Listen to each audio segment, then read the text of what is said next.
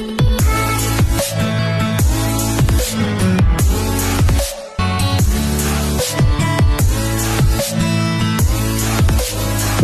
আজি আমি এটা অতি গুৰুত্বপূৰ্ণ বিষয়ৰ ওপৰত আলোচনা কৰিম হেতু হৈছে যে সিকিউৰিটিজ প্ৰিমিয়াম বুলি ক'লে আমি কি বুজি পাওঁ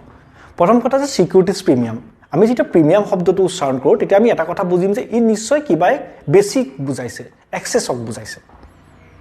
এতিয়া আমি আহোঁ যে সিকিউৰিটিজ প্ৰিমিয়াম মেইনলি টাৰ্মটো আমি ক'ত পাম যে পাব্লিক কোম্পানীৰ ক্ষেত্ৰত কাৰণ কেলে ই সেইবিলাক কোম্পানীৰ ক্ষেত্ৰতে প্ৰযোজ্য হয় যিবিলাক কোম্পানী সিকিউৰিটিজ বা যিকোনো ধৰণৰ শেয়াৰ লগত জড়িত হয় আৰু ভাৰতবৰ্ষত একমাত্ৰ ৰাজহুৱা খণ্ডৰ বা পাব্লিক কোম্পানীবিলাকে শেয়াৰ ইস্যু কৰিব পাৰে এতিয়া আহোঁ মূল বিষয়বস্তুলৈ সিকিউৰিটিজ প্ৰিমিয়াম এটা কোম্পানীয়ে ইয়াৰ শেয়াৰসমূহ যেতিয়া বজাৰত ইয়াৰ ফেচ ভ্যালুতকৈ অধিক দামত বিক্ৰী কৰে অৰ্থাৎ বজাৰ মূল্যৰ পৰিমাণ ফেচ ভ্যালুৰ পৰিমাণতকৈ যেতিয়া বেছি হয়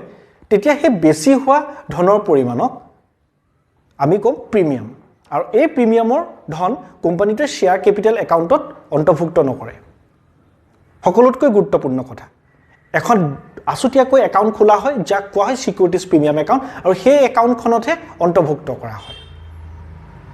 সো শেয়াৰ ইস্যু কৰি কোম্পানীয়ে যি অতিৰিক্ত ইয়াৰ ফেচ ভ্যালুতকৈ ইয়াৰ অৰিজিনেল ভ্যালুতকৈ যিটো অতিৰিক্ত ধন লাভ কৰে তাক আমি প্ৰিমিয়াম বুলি ক'ম বা সিকিউৰিটিজ প্ৰিমিয়াম বুলি ক'ম আৰু যিখন একাউণ্টত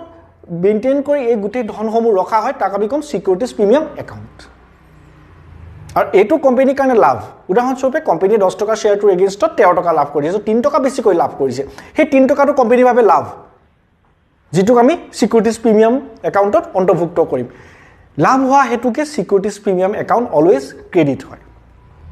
কাৰণ ই নমিনেল একাউণ্টৰ ৰুলছটো ফলো কৰে all loss and expenses are debited all profit and incomes are credited so securities প্ৰিমিয়ামৰ সদায় ক্ৰেডিট বেলেন্স থাকে এতিয়া হৈছে যে সিকিউৰিটিজ প্ৰিমিয়ামৰ আৰু মূল বিষয়বস্তু আশা কৰোঁ তোমালোকে বুজি পাইছা যদি বিষয়টো বুজি পাইছা তেন্তে ভিডিঅ'টো লাইক কৰিবা চেনেলটো সাবস্ক্ৰাইব কৰিবা আৰু তোমালোকৰ বন্ধুসকলৰ মাজত ভিডিঅ'টো শ্বেয়াৰ কৰিবা